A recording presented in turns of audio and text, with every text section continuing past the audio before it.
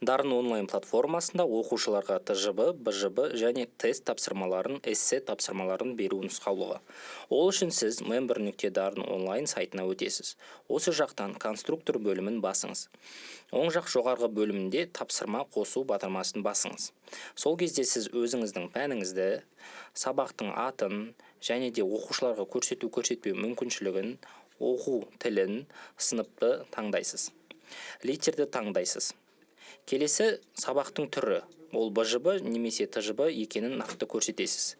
Кейін сіз сабақтардың құрылымы бөліміне оқушыға осы сабақтың дескрипторын немесе пән мазмұнын толық жазсаңыз болады. Сақтау батырмасын басыңыз. Келесі сіз сұрақтар бөліміне өтсеңіз, сұрақ қосу батырмасы шығады. Осы жерден сіз сұрақтың түрін таңдай аласыз. Ол ашық сұрақ немесе бір дұрыс жауабы бар сұрақ болуы мүмкін. Ашық сұрақ батырмасын басып, осы жерден сіз сұрақты жазсаңыз болады. Сұрақ келесідей болсын.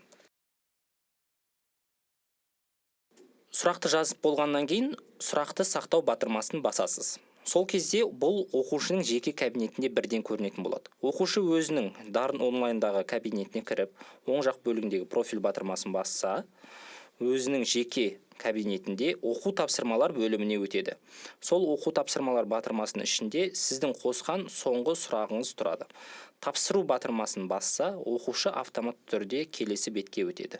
Осы жерден сіздің қойған сұрағыңызға оқушы толығымен өзінің жауабын береді.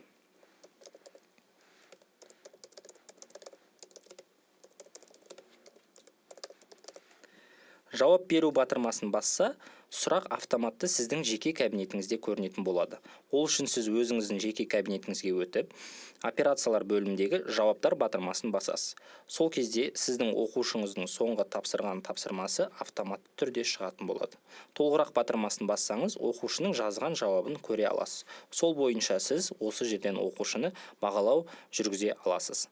Және де сіз жабық тесттерді құрастырғыңыз келсе, жоғарыда тұрған сілтемеге өтіп, келесі видео нұсқаулықты көріңіз.